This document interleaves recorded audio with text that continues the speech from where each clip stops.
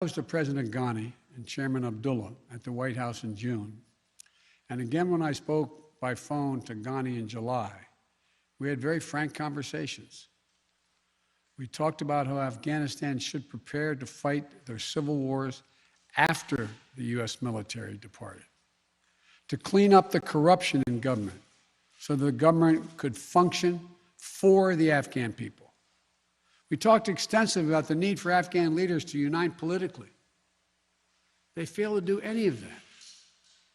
I also urge them to engage in diplomacy, to seek a political settlement with the Taliban.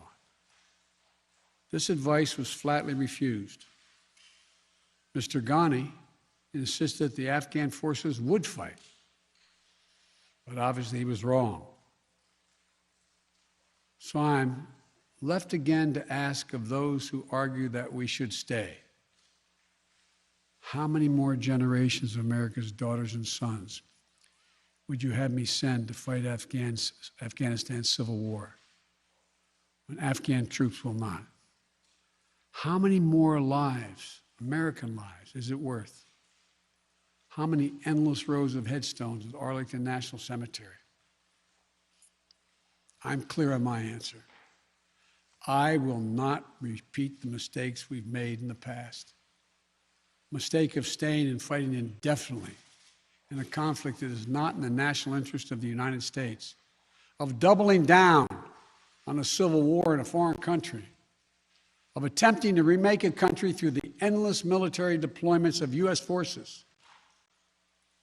Those are the mistakes we cannot continue to repeat, because we have significant vital interest in the world that we cannot afford to ignore. I also want to acknowledge how painful this is to so many of us. The scenes we're seeing in Afghanistan, they're gut-wrenching, particularly for our veterans, our diplomats, humanitarian workers, for anyone who has spent time on the ground working to support the Afghan people, for those who have lost loved ones in Afghanistan, and for Americans who have fought and served in the country, serve our country in Afghanistan. This is deeply, deeply personal. It is for me as well. I've worked on these issues as long as anyone. I've been throughout Afghanistan during this war, while the war was going on, from Kabul to Kandahar to the Kunar Valley. I've traveled there on 4 different occasions. I met with the people. I've spoken to the leaders. I spent time with our troops. And I came to understand firsthand what was and was not possible in Afghanistan.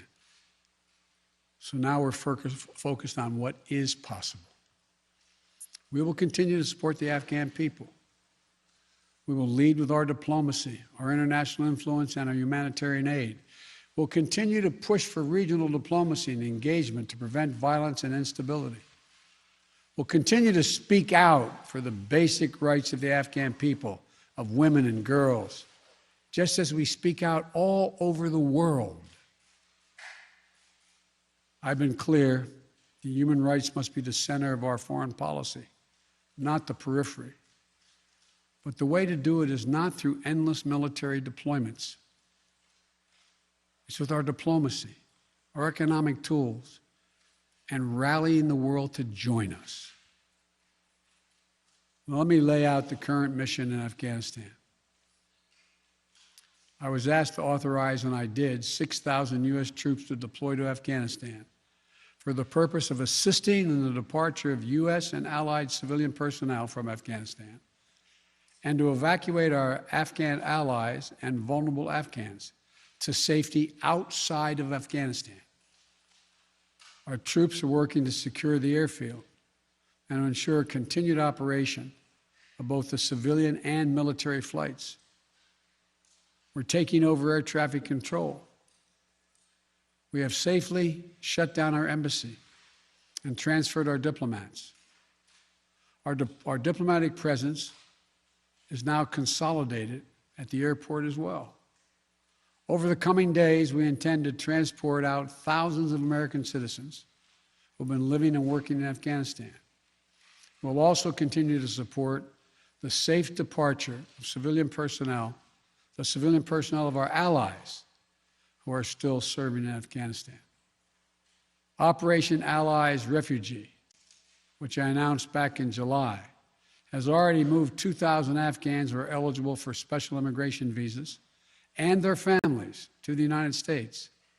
In the coming days, the U.S. military will provide assistance to move more SIV-eligible Afghans and their families out of Afghanistan. We're also expanding refugee access to cover other vulnerable Afghans who worked for our embassy. U.S. non-governmental agencies or U.S. non-governmental organizations and Afghans who otherwise are at great risk in U.S. news agencies. I know there are concerns about why we did not begin evacuating Afghans civilians sooner.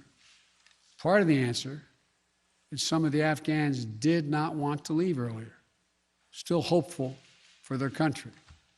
And part of it because the Afghan government and its supporters discouraged us from organizing a mass exodus to avoid triggering, as they said, a crisis of confidence. American troops are performing this mission as professionally and as effectively as they always do, but it is not without risks. As we carry out this departure, we have made it clear to the Taliban, if they attack our personnel or disrupt our operation, the U.S. presence will be swift and the response will be swift and forceful. We will defend our people with devastating force if necessary. Our current military mission will be short in time, limited in scope, and focused in its objectives. Get our people and our allies as safely as quickly as possible.